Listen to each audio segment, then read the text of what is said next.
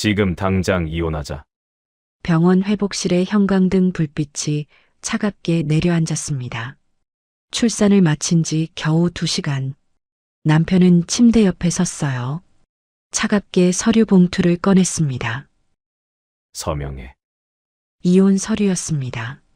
옆에 선 여자는 배를 쓰다듬으며 미소를 지었죠. 우리 아기 생각해서라도 빨리 처리해줘. 서진은 천천히 고개를 돌렸어요. 남편의 얼굴에는 아무 감정도 없었습니다. 서진은 서류를 받아들었습니다. 펜을 집어들었어요. 주저함 없이 이름을 썼습니다. 도장을 꺼내 찍었죠. 남편이 서류를 낚아챘습니다. 아이를 보지도 않았어요. 그대로 돌아섰습니다. 여자가 남편의 팔을 꽉 잡았죠. 문이 닫혔습니다. 서진은 천천히 휴대폰을 꺼냈어요. 번호 하나를 눌렀습니다. 지금이에요.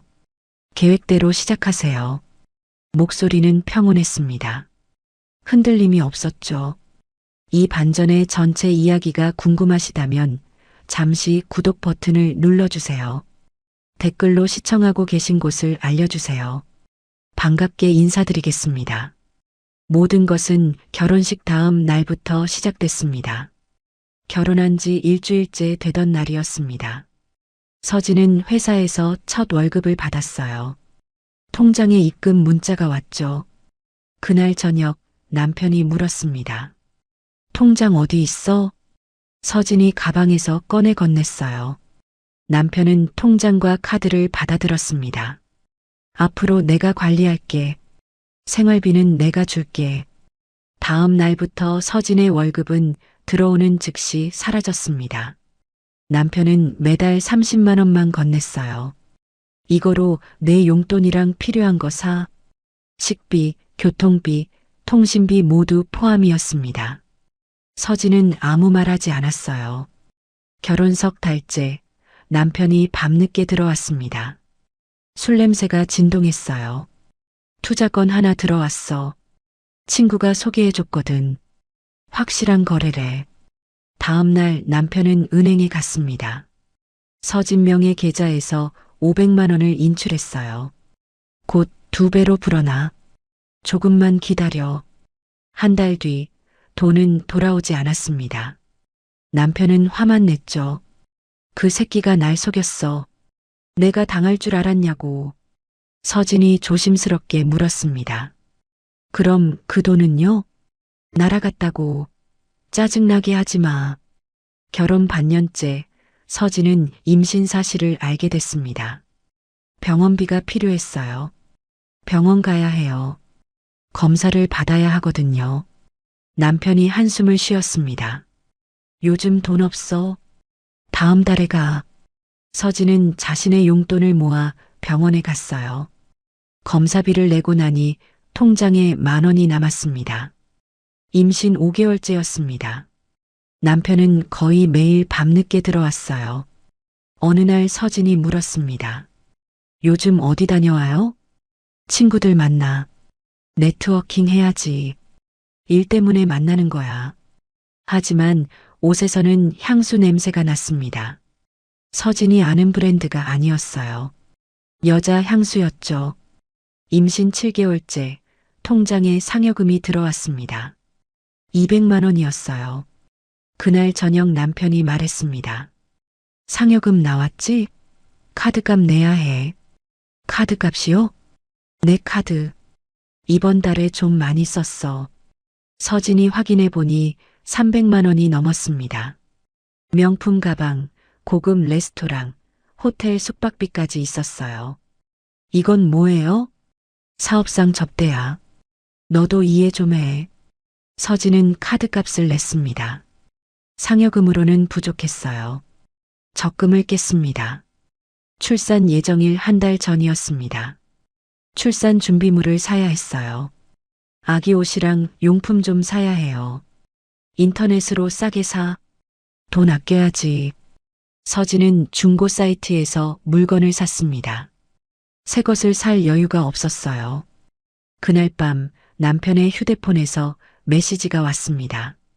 자기야, 오늘 못 봐서 아쉬웠어. 다음엔 더 긴 시간 함께 하자. 서진은 화면을 보고 있었어요. 남편이 샤워하러 간 사이였습니다.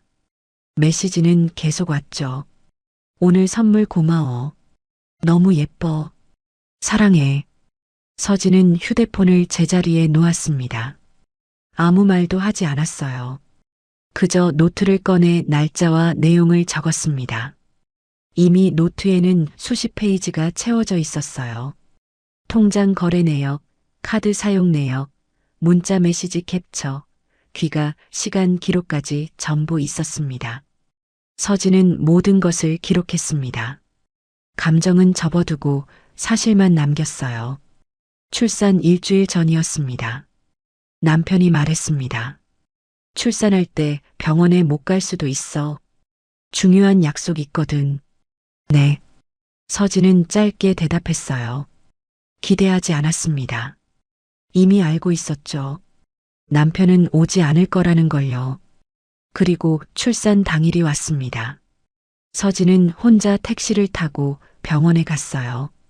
진통이 시작됐습니다. 남편에게 전화를 걸었어요.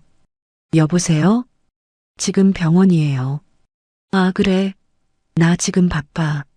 나중에 갈게. 전화가 끊겼습니다. 서진은 혼자 분만실에 들어갔어요. 아무도 없었습니다. 손을 잡아줄 사람도요. 3시간 뒤 아이가 태어났습니다.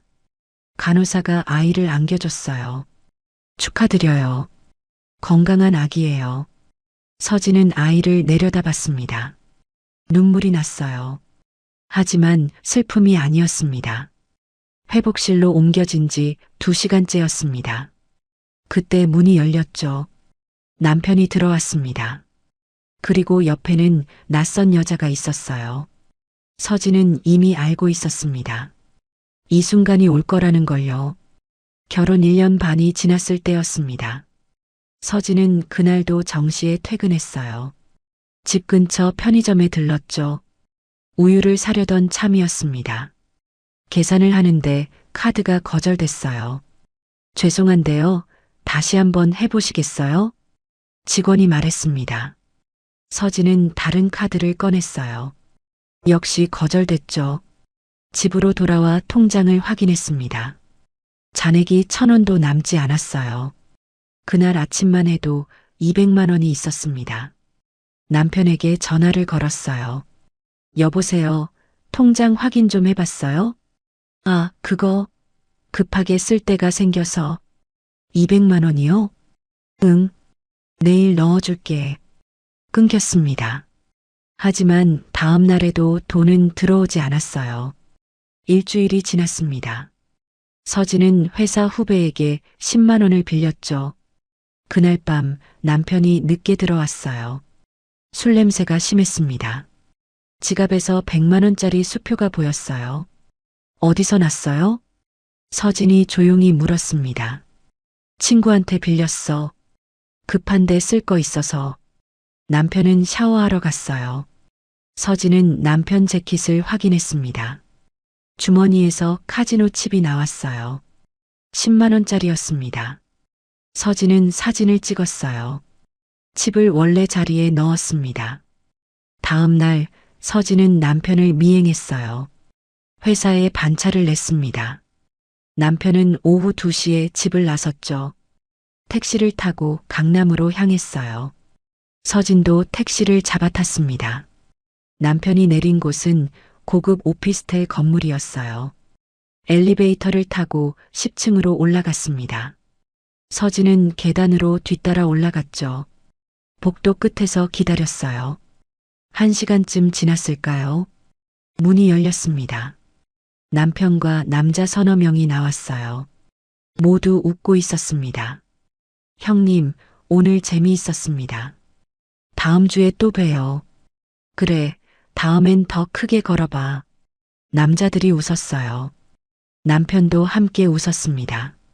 서진은 휴대폰으로 동영상을 찍었어요. 남편이 엘리베이터를 타고 내려갔습니다. 서진은 남은 남자들에게 다가갔어요. 실례합니다. 혹시 여기가 뭐 하는 곳인가요? 남자 하나가 경계하는 눈으로 봤습니다. 누구세요? 아, 제가 길을 잘못 든 것 같아서요. 여기 사무실이에요. 가보세요. 서진은 고개를 숙이고 돌아섰어요. 하지만 충분히 들었습니다. 남자들이 나누는 대화를요. 오늘 그 친구 500 날렸네. 맨날 오는데 한 번도 따는 거 못 봤어. 웃음소리가 들렸습니다. 서진은 건물을 나왔어요. 카페에 앉아 노트를 꺼냈습니다. 날짜, 장소, 목격 내용을 적었죠. 감정은 한 줄도 쓰지 않았어요. 며칠 뒤 서진은 임신 사실을 알았습니다. 병원에서 확인했어요. 집으로 돌아와 남편에게 말했습니다. 저 임신했어요. 남편이 고개를 들었어요. 진짜?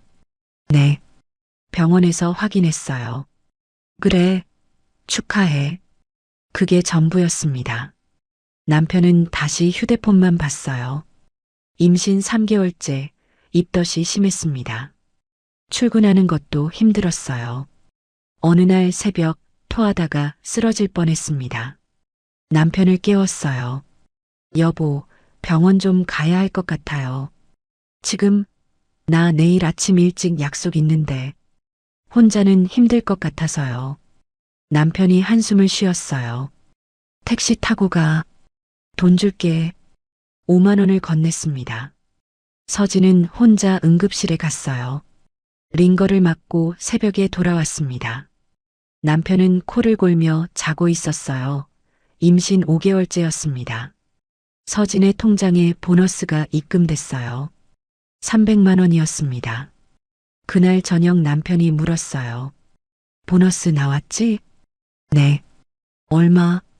300이요. 카드값 내야 해. 줘봐. 서진이 조심스럽게 말했습니다. 산부인과 검사비랑 아기용품 사야 해서요. 남편 표정이 굳었어요. 그래도 카드값은 내야지. 연체되면 어떡하게. 얼마예요? 450. 보너스보다 많았습니다.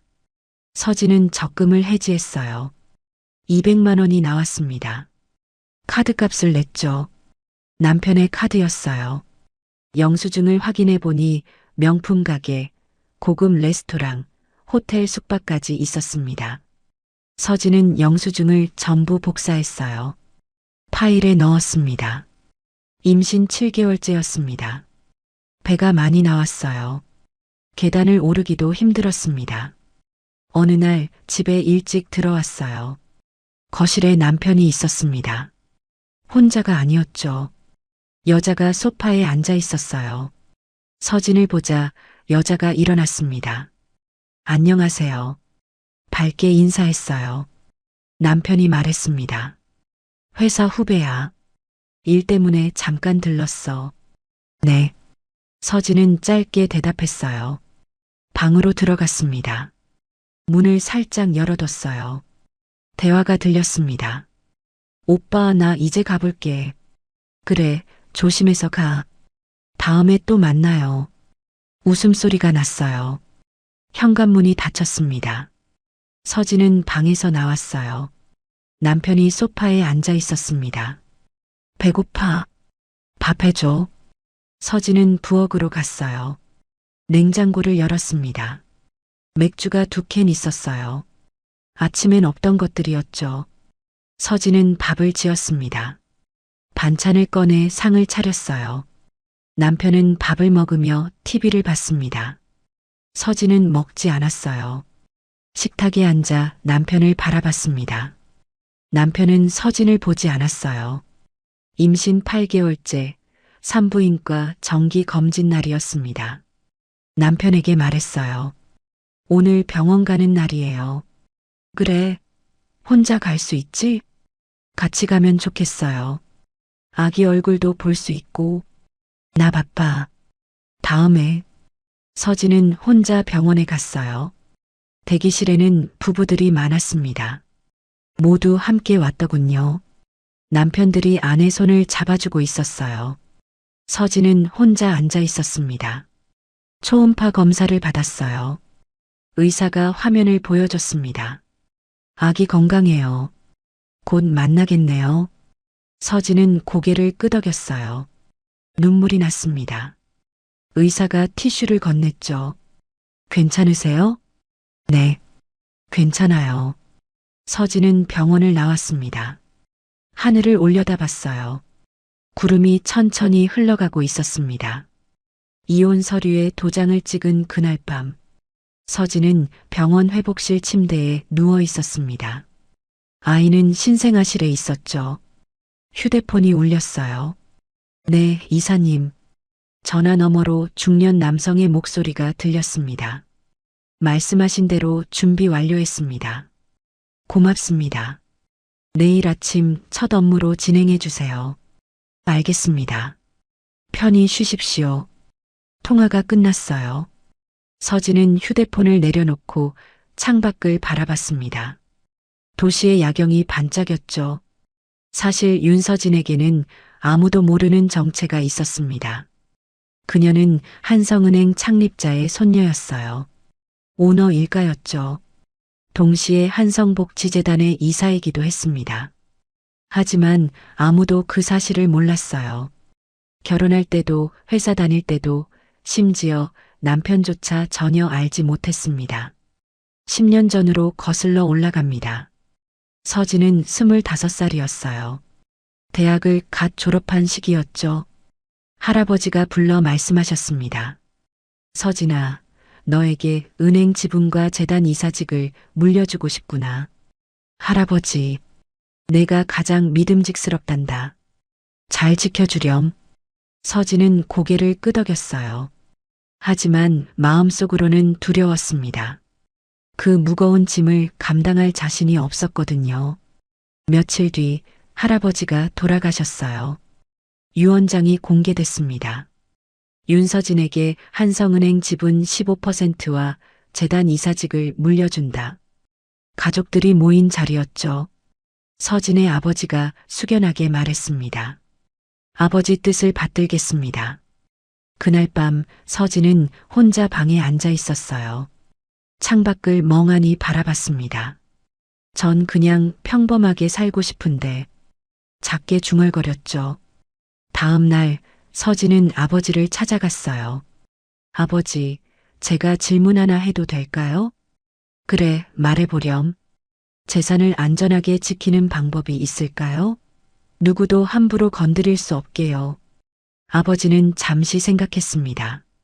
신탁이 있지. 왜 그러니? 혹시 모를 일을 대비하고 싶어요. 제 자신한테서도 보호하고 싶고요. 무슨 일이 생길 것 같니? 모르겠어요. 그냥 느낌이에요.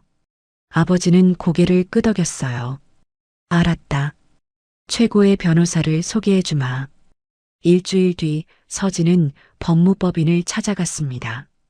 변호사가 말했어요. 신탁 설정을 원하신다고요? 네. 제 이름으로 된 모든 자산을 보호하고 싶어요. 구체적으로 어떤 방식을 원하십니까? 제가 함부로 인출할 수 없게 해주세요. 재단 이사회 승인이 있어야만 가능하도록요. 변호사는 놀란 표정을 지었습니다. 본인 자산인데 본인이 못 쓰게 하신다고요? 네. 그래야 안전하니까요. 특별한 이유라도 있으십니까? 서진은 잠시 침묵했어요. 언젠가 제가 누군가를 사랑하게 될 거예요. 그때 판단이 흐려질 수도 있죠. 그 사람이 저를 이용하려 들 수도 있고요. 미리 막아두고 싶어요. 변호사는 고개를 끄덕였습니다. 현명한 선택이십니다. 준비하겠습니다. 한 달 뒤 모든 절차가 완료됐어요. 한성은행 지분, 부동산, 예금, 모든 자산이 신탁으로 묶였습니다. 서진 본인조차 마음대로 인출할 수 없게 됐죠. 오직 재단 이사회의 만장일치 승인이 있어야만 움직일 수 있었어요. 서진은 신탁 계약서를 금고에 넣었습니다. 이제 안전해. 혼잣말처럼 중얼거렸어요. 그리고 서진은 결심했습니다. 평범하게 살자. 아무도 모르게. 이력서에는 학력만 썼어요. 재벌가 손녀라는 사실은 단 한 줄도 적지 않았습니다. 취직했죠. 작은 회사였어요. 월급은 많지 않았습니다. 하지만 서진은 만족했어요. 이게 제가 원하던 삶이에요. 동료들과 점심을 먹고 야근을 하고 월급날을 기다렸습니다. 아무도 그녀의 정체를 알지 못했어요. 재단 이사 일은 조용히 처리했습니다. 한 달에 한 번 이사회에 참석했죠. 회사 사람들에게는 가족 모임이라고 둘러댔어요. 의심하는 사람은 없었습니다. 5년이 흘렀어요. 서진은 30살이 됐습니다. 소개팅에서 남자를 만났죠. 평범한 직장인이었어요. 저는 특별한 거 없어요. 그냥 회사 다니면서 사는 사람이에요. 남자가 웃으며 대답했습니다. 저도 그래요. 우린 비슷하네요. 둘은 사귀기 시작했어요. 1년 뒤 결혼했습니다. 남편은 서진이 평범한 직장인인 줄로만 알았어요. 서진도 굳이 말하지 않았습니다. 평범하게 살고 싶어요. 그냥 보통 부부처럼요. 결혼식은 소박했어요. 하객도 많지 않았습니다. 서진의 가족들만 진실을 알고 있었죠. 아버지가 속삭였어요. 괜찮겠니? 네. 제 선택이에요. 아버지는 딸의 어깨를 토닥였습니다. 결혼 생활이 시작됐어요. 서진은 월급으로 생활했습니다. 재단 이사 일도 계속했죠. 남편 몰래였어요. 회사 워크숍 간다고 둘러댔습니다. 남편은 의심하지 않았어요. 시간이 흐르면서 남편이 변했습니다. 돈을 요구하기 시작했죠. 서진의 월급을 가져갔어요. 도박을 했습니다. 외도도 했죠. 서진은 모든 걸 지켜봤어요. 기록했습니다. 하지만 자신의 정체는 끝까지 숨겼죠. 재단 법무팀장에게만 조용히 연락했어요. 필요할 때 말씀드릴게요. 그때까지 대기해 주세요. 알겠습니다, 이사님. 그리고 그 순간이 왔습니다. 출산 직후 이혼 서류를 받은 날이었죠. 서진은 휴대폰을 꺼내 전화를 걸었어요. 지금이에요. 계획대로 시작하세요. 알겠습니다, 이사님. 다음 날 아침부터 모든 게 움직이기 시작했습니다. 10년 전 설정한 신탁이 작동하기 시작했죠. 서진은 병원 침대에 누워 미소를 지었어요. 준비는 끝났어. 작게 속삭였습니다. 아무도 모르는 정체, 아무도 손댈 수 없는 자산, 그리고 10년간 쌓아온 증거들. 모든 카드가 서진의 손에 있었습니다. 이제 남은 건 카드를 펼쳐 보이는 것뿐이었죠. 이혼 서류에 도장을 찍은 다음 날 아침이었습니다. 남편은 일찍 일어났어요. 양복을 꺼내 입었죠. 기분이 좋아 보였습니다. 드디어 시작이네. 거울을 보며 넥타이를 메었어요. 가방에서 서류 뭉치를 꺼냈습니다. 강남 꼬마 빌딩 매매 계약서였죠. 6억 원짜리 건물이었어요. 이거 사고 나면 월세만 2천씩 들어와. 완전 대박이지. 혼잣말을 중얼거렸습니다. 현관문을 나섰어요. 택시를 타고 은행으로 향했죠. 한성은행 본점이었습니다. 로비에 들어서자 웅장한 천장이 눈에 들어왔어요. 남편은 대출 창구로 걸어갔습니다. 대출 상담 받으러 왔습니다. 직원이 미소를 지었어요. 어서 오세요. 어떤 용도이신가요? 부동산 매입이요. 계약금은 준비됐고 잔금 대출 받으려고요. 신분증하고 통장 주세요. 남편이 서류를 건넸습니다. 직원이 컴퓨터를 두드렸어요. 몇 초 지나지 않아 손이 멈췄습니다. 표정이 굳었죠. 잠깐만요. 확인할 게 있어서요. 뭐가 문제라도 있어요? 아니, 곧 돌아올게요. 직원이 자리를 떴습니다. 남편은 기다렸어요. 5분쯤 지났을까요? 지점장이 나왔습니다. 중년 남성이었죠. 안녕하세요. 제가 상담 도와드리겠습니다. 네. 대출 받으러 왔는데요. 네, 확인했습니다. 그런데 말이죠. 지점장이 화면을 돌려 보여줬어요. 고객님 계좌가 특수관리 대상입니다. 특수관리요? 신탁관리 계좌입니다. 인출이나 대출이 불가능해요. 남편의 눈이 커졌습니다. 무슨 소리예요? 제 명의 통장인데요. 명의는 맞습니다. 하지만 실소유자가 따로 있으세요. 실소유자요? 윤서진 씨입니다. 그게 제 아내. 아니, 전 아내인데요. 네. 이 계좌의 모든 자산은 10년 전 신탁으로 등록됐습니다. 지점장이 서류를 꺼냈어요. 보시면 아시겠지만 재단 이사회 승인 없이는 단 1원도 움직일 수 없습니다. 남편의 얼굴이 하얗게 질렸어요. 그럼 제가 쓸 수 있는 돈이 없다는 거예요? 네. 현재로선 그렇습니다. 말도 안 돼. 남편이 소리를 질렀습니다. 주변 사람들이 쳐다봤어요. 제 돈이라고요. 제가 관리한 거라고. 목소리 낮춰주시겠습니까? 지점장이 차분하게 말했습니다. 법적으로 문제없는 신탁입니다. 저희도 어쩔 수 없어요. 남편은 서류를 낚아챘어요. 은행을 뛰쳐나갔습니다. 거리로 나와 휴대폰을 꺼냈죠. 다른 은행을 검색했어요. 신한은행 강남점, 여기 가보자. 택시를 잡아 타고 이동했습니다.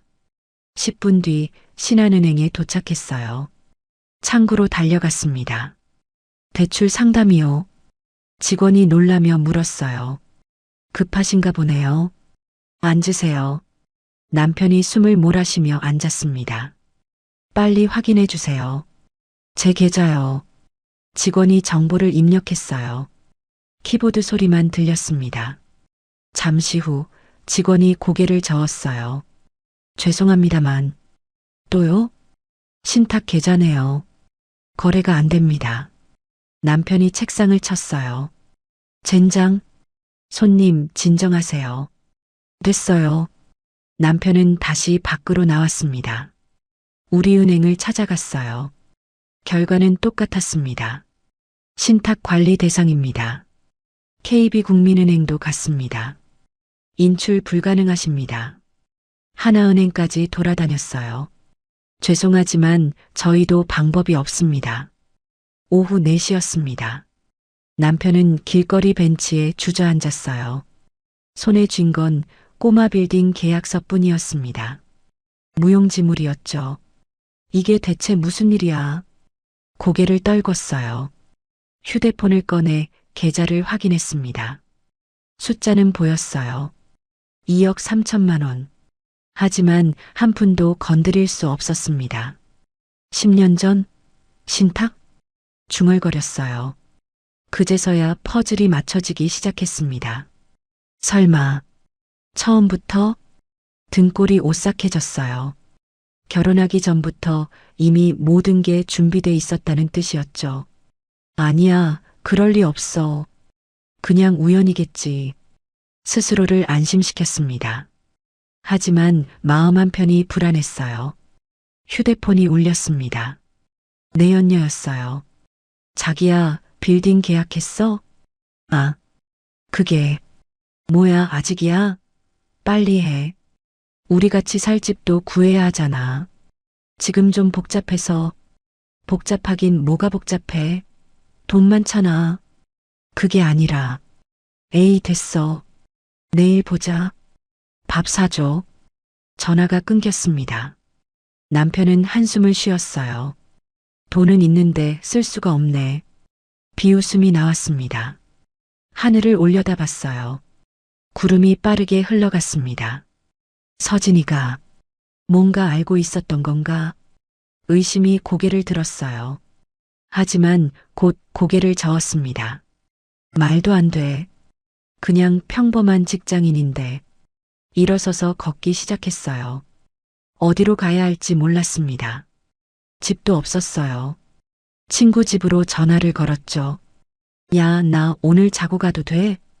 왜? 무슨 일 있어? 복잡해. 나중에 얘기할게. 그래와 남편은 지하철을 탔습니다. 창밖을 멍하니 바라봤어요. 계좌에는 돈이 있었습니다. 집도 차도 꼬마 빌딩 살 돈도 전부 있었어요. 하지만 단 한 푼도 쓸 수 없었습니다. 남의 돈이나 다름없었죠. 어떻게 이럴 수가. 입술을 깨물었어요.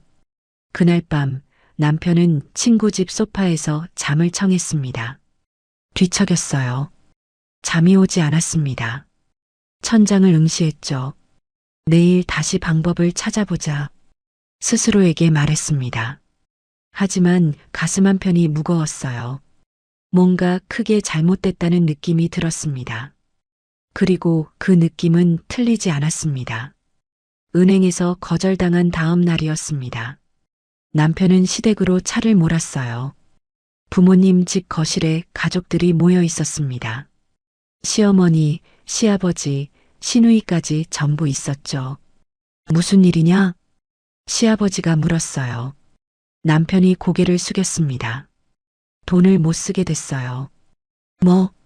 통장에 돈은 있는데 신탁이라는 걸로 묶여 있대요. 시어머니가 벌떡 일어났습니다. 그게 무슨 소리야? 은행 5군데 돌아다녔는데 전부 똑같았어요. 윤서진 명의로 전부 묶여 있다고. 시누이가 휴대폰을 꺼냈어요. 신탁이 뭐야? 검색하기 시작했습니다.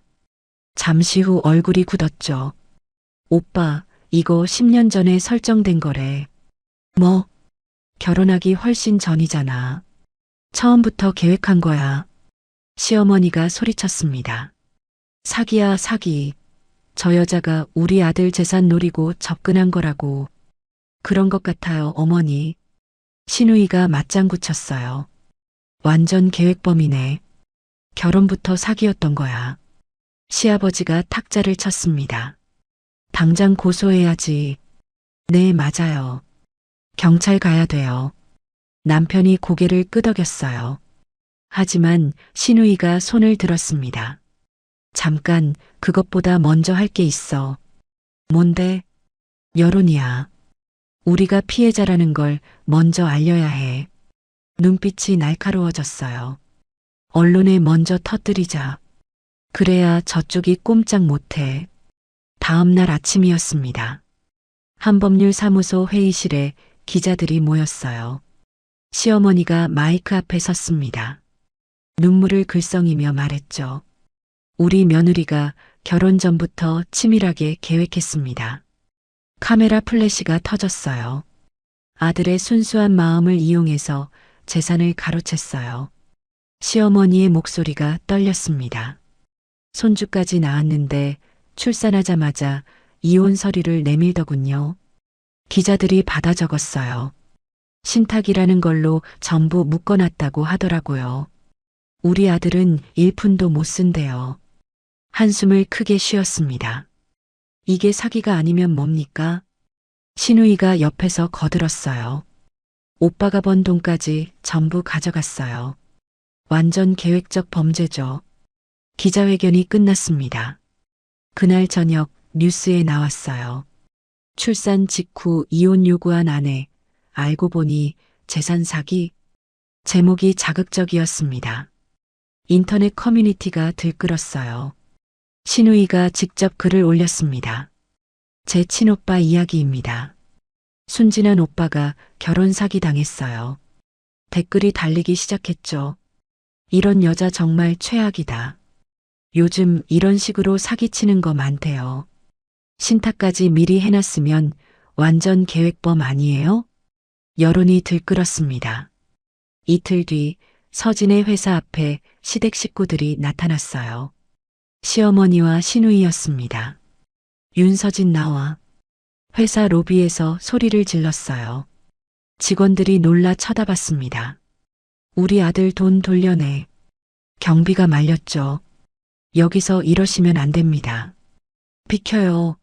저 사기꾼 당장 나오라고. 소동이 벌어졌어요. 결국 경비가 둘을 밖으로 내보냈습니다. 하지만 소문은 이미 퍼진 뒤였죠. 점심시간 동료들이 수군거렸어요. 서진 씨 기사 봤어? 응, 나도 봤어. 진짜야? 모르겠어. 근데 시어머니까지 나왔잖아. 완전 충격이다. 서진은 자리에 앉아 일만 했습니다. 누가 뭐라 해도 대꾸하지 않았어요. 점심도 혼자 먹었습니다. 휴게실에서도 시선이 따가웠죠. 하지만 서진은 아무렇지 않은 듯 커피만 마셨어요. 사흘째 되는 날이었습니다. 한 유명 커뮤니티에 상세한 글이 올라왔어요. 며느리의 치밀한 결혼 사기 전말. 조회수가 10만을 넘었습니다. 댓글이 수천 개 달렸어요. 와, 이 정도면 범죄 아니야? 10년 전부터 준비했다는 게 소름이다. 남편 불쌍하네. 애까지 낳았는데. 이런 여자 감옥 보내야 해. 반대 의견도 있었습니다. 근데 남편은 뭐 했길래? 신탁이면 합법 아니에요? 일방적인 얘기만 듣고 판단하는 거 아닌가? 하지만 소수였어요. 대부분 서진을 비난하는 쪽이었습니다. 시댁에서는 지인들까지 동원했어요. 우리 아들이 얼마나 착한데 저런 여자한테 당했어. 친척들이 SNS에 글을 올렸습니다. 조카가 결혼 사기 당했습니다. 도와주세요. 퍼져나갔죠. 일주일이 지났습니다. 서진은 여전히 출퇴근만 했어요. 기자들이 찾아왔습니다. 윤서진 씨 맞으시죠? 인터뷰 부탁드립니다. 서진은 고개를 숙이고 지나갔어요. 한 말씀만 해주세요. 대답하지 않았습니다. 회사에서도 압박이 들어왔어요. 팀장이 조용히 불렀습니다. 서진 씨, 요즘 힘들지? 괜찮습니다. 혹시 해명할 거 있으면 하는 게 어때? 아니요. 괜찮아요. 그래도 일에만 집중하겠습니다. 서진은 일어나 자리로 돌아갔어요. SNS는 계속 뜨겁게 달아올랐습니다. 실시간 검색어에도 올랐죠.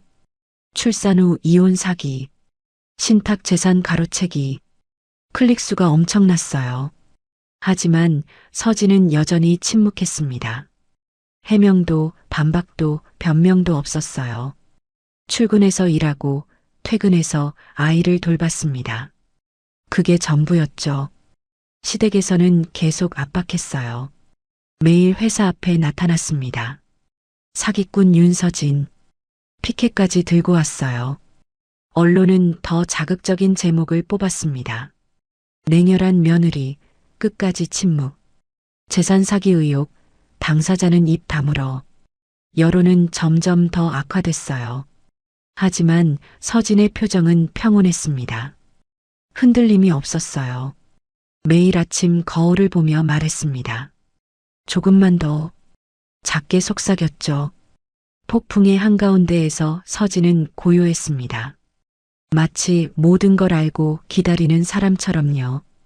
그리고 실제로 그랬습니다. 여론 공세를 시작한 지 일주일이 지났습니다. 하지만 서진은 꿈쩍도 하지 않았어요. 시댁 거실에 다시 가족들이 모였습니다. 도대체 왜 반응이 없는 거야? 남편이 초조하게 말했어요. 신우이가 팔짱을 꼈습니다. 저 여자 뭔가 있어. 너무 침착해. 그럼 어떡해? 돈은 못 쓰고. 시어머니가 한숨을 쉬었어요. 방법이 없는 거야? 신우이가 휴대폰을 꺼냈습니다. 오빠, 여기 번호 하나 줄게. 뭔데? 아는 사람한테 들었어. 서류 같은 거 만들어주는 사람이래. 남편의 눈빛이 변했어요. 그게 합법적인 거야? 모르겠어. 근데 급하잖아. 번호를 건네받았습니다. 남편은 망설였어요. 하지만 선택의 여지가 없었죠. 다음 날 남편은 약속 장소로 나갔습니다. 허름한 빌딩 지하 카페였어요. 구석자리에 중년 남성이 앉아 있었습니다. 전화했던 사람인데요. 앉아요. 남자의 목소리가 낮았어요. 무슨 서류 필요한데? 신탁해지 서류요. 복잡하네. 비싸요. 얼마예요? 3천. 남편이 움찔했습니다. 3천만 원이요? 싫으면 말고. 아니, 할게요. 그럼 필요한 거 다 줘요. 도장, 서명 샘플, 신분증 사본. 남편은 가방에서 서류를 꺼냈어요. 결혼할 때 받아둔 서진의 인감 도장이 있었습니다. 이거면 돼요? 브로커가 살펴봤어요. 오케이. 일주일 줘. 빨리 안 돼요? 급하면 2천 더. 알겠어요. 남편은 5천만 원을 송금했습니다. 사흘 뒤 브로커에게 연락이 왔어요. 다 됐어. 와서 가져가. 남편은 달려갔습니다. 봉투를 받아들었어요. 이거 진짜 통하는 거 맞죠? 내 손 거쳐간 건 다 됐어. 걱정 마. 남편은 봉투를 품에 안았습니다. 다음 날 아침 남편은 한성은행에 갔어요. 이번엔 자신감이 넘쳤습니다. 신탁해지 신청하러 왔습니다. 직원이 서류를 받았어요. 신탁해지요? 잠깐만요. 컴퓨터를 확인했습니다. 표정이 이상해졌어요. 실소유자 본인이 오셔야 하는데요. 여기 위임장 있어요. 도장도 찍혀 있고 서류를 내밀었습니다. 직원이 자세히 들여다봤어요. 잠시만 기다려주세요. 뒤로 사라졌습니다. 10분쯤 지났을까요? 지점장이 나왔어요. 그리고 그 뒤에는 2명의 남자가 더 있었습니다. 고객님, 이쪽으로 오시겠습니까? 상담실로 안내됐어요. 문이 닫혔습니다. 실례지만 이 서류 어디서 받으셨죠? 본인한테 받았는데요. 본인이 직접 작성했나요? 그렇다고 했어요. 지점장이 고개를 저었습니다. CCTV 확인했는데 고객님 혼자 오셨더군요. 그리고 이 서명이요. 서류를 가리켰어요. 필적이 다릅니다. 저희가 보관 중인 원본과 비교해 봤어요. 남편의 얼굴이 하얗게 질렸습니다. 거래 기록도 확인했습니다. 사흘 전 5천만 원 송금하셨죠? 그건 누구한테 보낸 건가요? 침묵이 흘렀어요. 지점장이 일어섰습니다. 죄송하지만 경찰에 신고해야겠습니다. 잠깐만요. 문서 위조는 형사처벌 대상입니다. 한 명이 전화를 걸었어요. 네, 한성은행입니다. 문서 위조 시도 신고하려고요. 남편은 자리에서 벌떡 일어났습니다. 잠깐, 오해예요. 앉으세요. 진짜 오해라니까요. 하지만 소용없었어요. 30분 뒤 경찰이 도착했습니다. 신분증 제시해 주세요. 조사가 시작됐어요. 누구한테 서류 받았습니까? 아는 사람이요. 이름이요? 모릅니다. 연락처는요? 번호가. 휴대폰을 확인했습니다. 이미 꺼져 있었어요. 브로커 같은데요. 연락 안 될 겁니다. 경찰이 말했어요. 일단 서해에 동행하셔야겠습니다. 남편은 경찰서로 끌려갔습니다. 조서를 작성했어요. 위조 서류 사용 시도 문서 위조 교사 혐의로 입건하겠습니다. 저는 피해자입니다. 브로커 찾아가신 건 맞죠? 그건 그렇지만 자백으로 간주하겠습니다. 그날 저녁 남편은 풀려났어요. 하지만 수사는 계속됐습니다. 집에 돌아가니 내연녀에게서 연락이 와 있었어요. 당장 와. 할 말 있어. 남편은 지친 몸을 이끌고 내연녀 집으로 갔습니다. 문을 열자 내연녀가 소리를 질렀어요. 너 때문에 내 인생 망쳤어. 무슨 소리야? 임신했어. 남편이 멈칫했습니다. 뭐? 석 달째야. 내 애라고. 확실해? 병원에서 확인했어. 책임져. 남편은 주저앉았어요. 지금 나한테 무슨 돈이 있어? 돈? 넌 부자잖아. 뉴스에도 나왔어. 그 돈 못 써. 신탁이라고. 거짓말하지 마. 내연녀가 휴대폰을 꺼냈어요. 검사 받자. 지금 당장. 검사, DNA 검사. 내가 아빠 맞다는 거 증명하자고. 일주일 뒤 결과가 나왔습니다. 병원에서 봉투를 받았어요. 둘이 함께 뜯어봤습니다. 친자 확률 0%. 내연녀의 얼굴이 굳었어요. 이게 무슨... 남편이 서류를 빼앗아 확인했습니다. 거짓말했어? 아니야, 나도 몰랐어. 다른 남자 있었던 거잖아. 그게 아니라... 꺼져. 다시는 연락하지 마. 남편은 병원을 뛰쳐나갔어요. 거리를 헤맸습니다. 대체 뭐가 어떻게 된 거야? 하늘을 쳐다봤어요. 문서 위조로 형사 고발당했습니다. 내연녀는 거짓말쟁이였어요. 돈은 한 푼도 못 씁니다. 집도 없었죠. 친구 집 소파에서 자는 신세가 됐어요. 내가 대체 뭘 잘못한 거야? 혼잣말을 중얼거렸습니다. 하지만 답은 없었어요. 모든 게 무너지고 있었습니다. 그리고 이건 시작에 불과했습니다.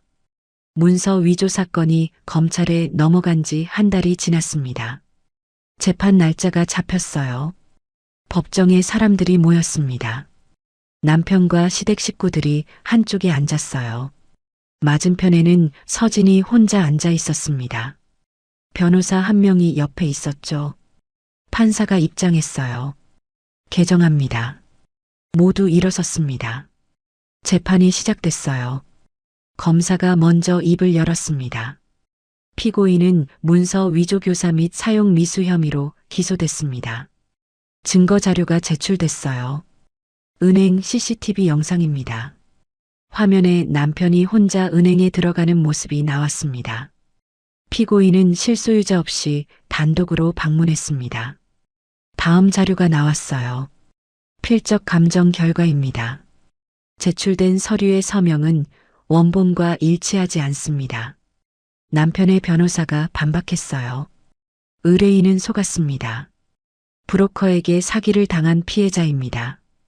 그럼 왜 브로커를 찾아갔습니까? 급박한 상황이었습니다. 검사가 고개를 저었어요. 거래 내역을 보십시오. 5천만 원을 송금했습니다. 이는 명백한 고의입니다. 자리가 술렁였습니다. 판사가 서진 측 변호사를 봤어요. 원고 측 입장 말씀해 주십시오. 변호사가 일어섰습니다. 피해자 윤서진은 10년 전 합법적으로 신탁을 설정했습니다. 서류가 제출됐어요. 이는 금융감독원에 정식 등록된 신탁입니다. 위법성이 전혀 없습니다. 남편 측 변호사가 손을 들었어요. 하지만 결혼 전에 설정한 것은 배우자를 속인 행위 아닙니까? 신탁 설정은 개인의 자유입니다. 배우자에게 고지할 의무는 없습니다. 재산을 숨긴 것 아닙니까? 숨긴 게 아닙니다. 보호한 겁니다.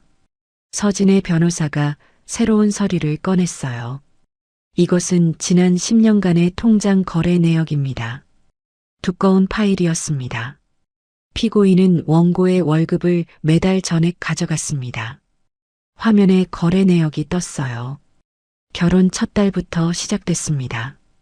원고에게는 월 30만 원만 줬습니다. 방청석이 웅성거렸어요. 이것은 카드 사용 내역입니다. 또 다른 자료가 나왔습니다. 도박, 명품 구매, 호텔 숙박. 총 8천만 원이 넘습니다. 시어머니의 얼굴이 하얗게 질렸어요. 그리고 이것은 불법 도박장 출입 영상입니다.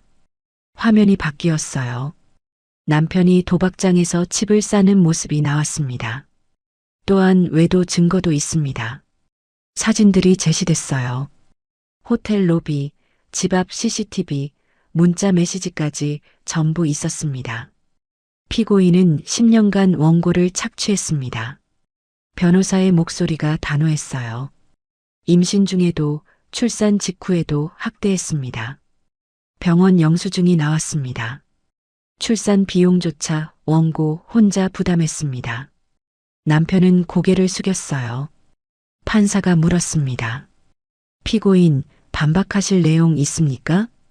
남편의 변호사가 일어섰어요. 의뢰인은 잘못을 인정합니다. 법정이 조용해졌습니다. 하지만 사기를 당한 것도 사실입니다. 선처를 부탁드립니다. 판사가 고개를 끄덕였어요. 잠시 휴정하겠습니다. 30분 뒤 판사가 돌아왔습니다.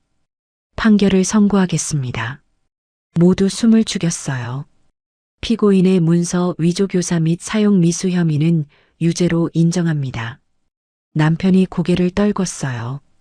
징역 1년에 집행유예 2년을 선고합니다. 시어머니가 한숨을 쉬었습니다. 원고 윤서진의 신탁 설정은 완전히 합법입니다. 판사가 계속 말했어요. 피고인 측이 주장한 사기 및 횡령 혐의는 근거가 없습니다. 방청석에서 박수 소리가 났습니다. 판사가 제지했어요. 정숙. 다시 조용해졌습니다. 오히려 피고인이 원고를 장기간 경제적으로 착취한 정황이 명백합니다. 남편의 얼굴이 일그러졌어요. 이상으로 판결을 마칩니다. 망치 소리가 울렸습니다. 재판이 끝났어요. 서진은 조용히 일어나 법정을 나왔습니다. 복도에 기자들이 몰려 있었어요. 윤서진 씨, 한 말씀만. 지금 기분이 어떠세요? 서진은 멈춰섰습니다. 처음으로 입을 열었어요. 정당한 판결이라고 생각합니다. 목소리가 차분했습니다. 더 이상 할 말은 없습니다. 그리고 걸어갔어요. 기자들이 계속 따라왔습니다. 시댁 측 사과는 받으셨나요? 앞으로 계획은요? 서진은 대답하지 않았어요. 건물 밖으로 나왔습니다. 그날 저녁 뉴스가 바뀌었어요. 10년간 착취당한 아내, 결국 승소. 제목이 달라져 있었습니다. 신탁 설정은 합법, 남편의 문서 위조만 처벌. 앵커가 말했어요. 결혼 생활 내내 경제적 학대를 당한 여성이 법의 보호를 받았습니다. 화면에 법정 장면이 나왔습니다. 전문가들은 이번 판결이 향후 유사 사례의 중요한 선례가 될 것이라고 분석했습니다. 인터넷 커뮤니티도 분위기가 바뀌었어요. 진실은 이거였네요. 남편이 가해자였어. 10년간 착취당했다니 불쌍하다. 신탁 미리 해둔 거 천재 아니야?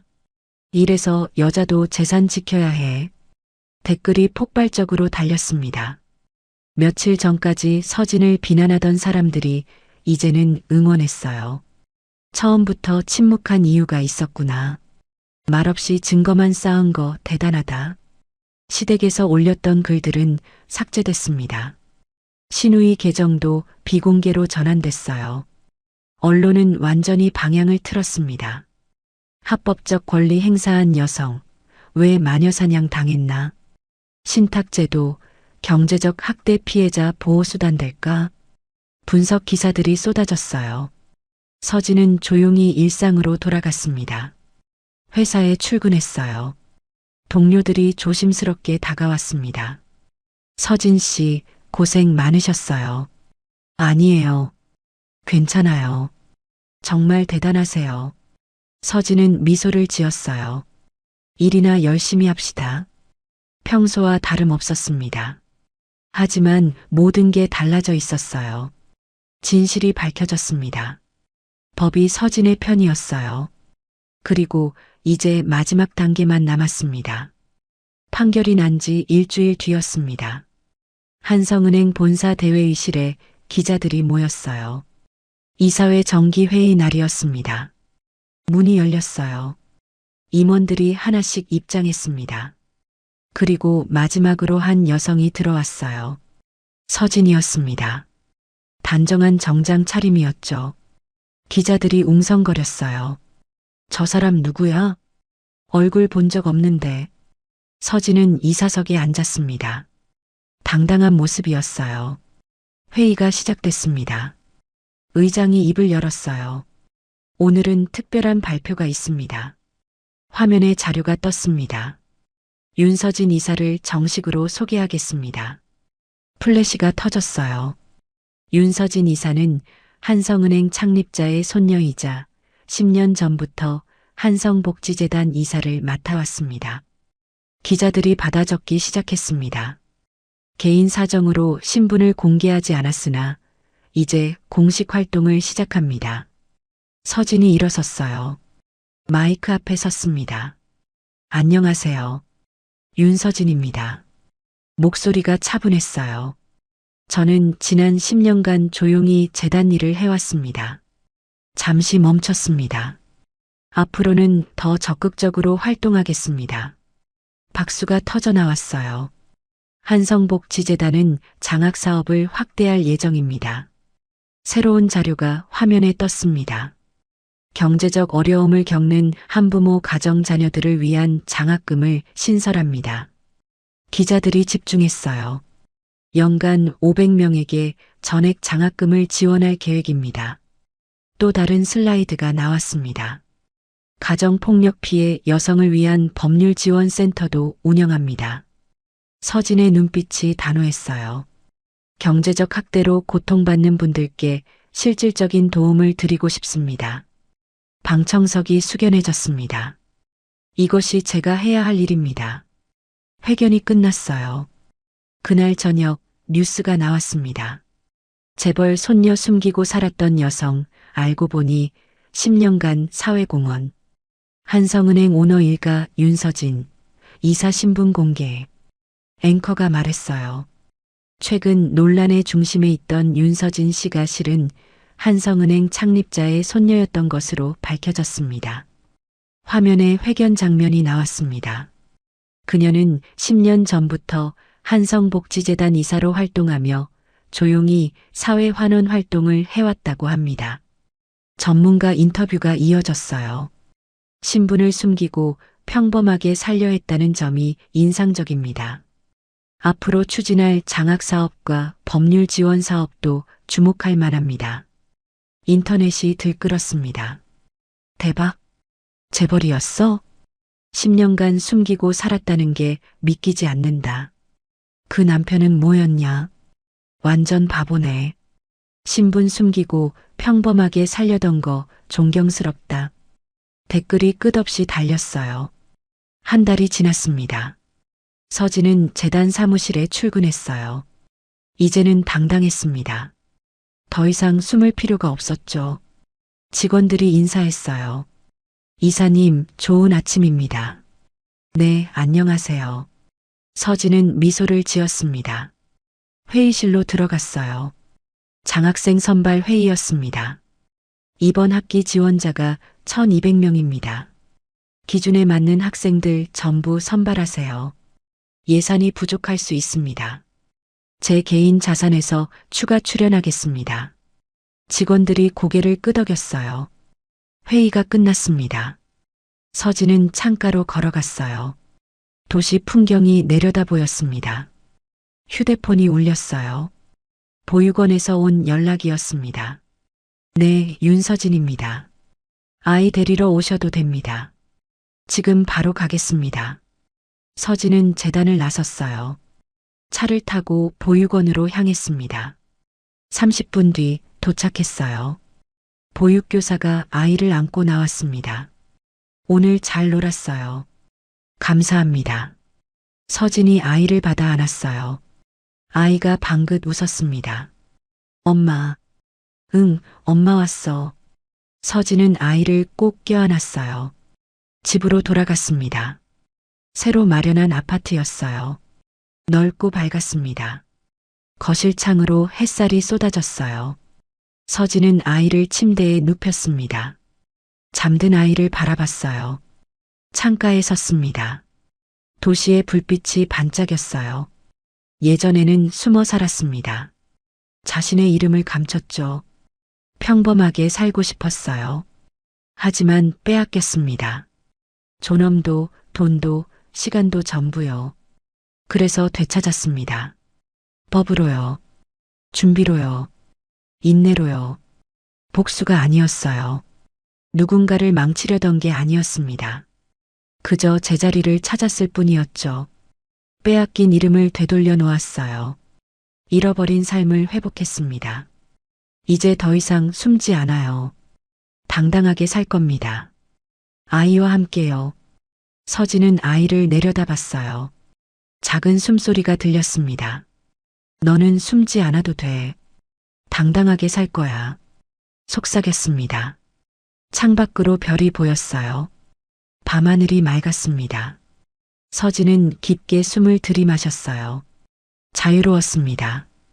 더 이상 두렵지 않았어요. 누구의 그늘도 아니었습니다. 윤서진이라는 이름으로 서 있었어요.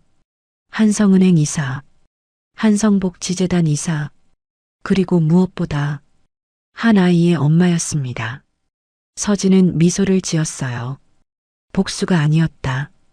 빼앗긴 내 이름과 내 삶을 다시 제자리로 돌려놓았을 뿐이다. 그게 전부였다. 그리고 그것으로 충분했다. 새로운 시작이었다.